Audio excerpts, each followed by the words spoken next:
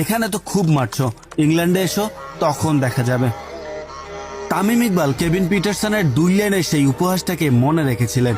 সময় আসলে সেই উপহাসের জবাব যে তাকে দিতেই হবে। এবার সুযোগ আসলো 2010 সালেই।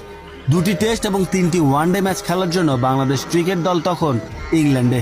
20 বছরের তামিম ইকবাল তখনও জানতেন না লর্ডসের অনার্স বোর্ডে কিভাবে নিজের নাম লেখাতে হয়, যে অনার্স বোর্ডে স্বয়ং ক্রিকেটের ঈশ্বর খ্যাত সচিন টেন্ডুলকারেরও নাম নেই।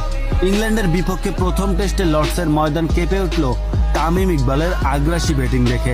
ইংল্যান্ড টিম বুঝতে পারল না ছেলেটা ওয়ানডে খেলছে নাকি টেস্ট খেলতে মাঠে নেমেছে। প্রথম ইনিংসে 62 বলে 55 রান করে আউট হয়ে গিয়েছিলেন, কিন্তু অনার্স বোর্ডে নিজের নাম দেখতে না পেয়ে লর্ডস কর্তৃপক্ষকে নিজে গিয়ে জিজ্ঞেস করেছিলেন অনার্স বোর্ডে তার নাম উঠল না কেন। তখনই তামিম জানতে পারেন ক্রিকেটের মক্কা খ্যাত লর্ডসের এই সম্মানিত অনার্স বোর্ডে নাম লেখাতে হলে তাকে সেঞ্চুরি করতে হবে, আর নয়তো 5 উইকেট শিকার করতে হবে। এবার তামিম দ্বিতীয় ইনিংসে ব্যাট করতে নামলেন। 100 বল মোকাবেলা করে 15 4 আর 2 ছক্কায় সেঞ্চুরির কোটা পূর্ণ করলেন তামিম। লর্ডসে প্রথম কোনো বাংলাদেশি হিসেবে সেঞ্চুরি পেয়েছিলেন।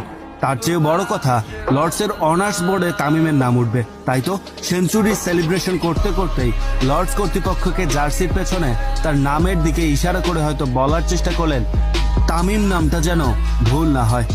তামিম ইকবালের লর্ডসের সেই দুর্দান্ত সেঞ্চুরি সেলিব্রেশন আজও বাংলাদেশের কোটি ক্রিকেট ভক্তদের আবেগের একটা অংশ হয়ে আছে।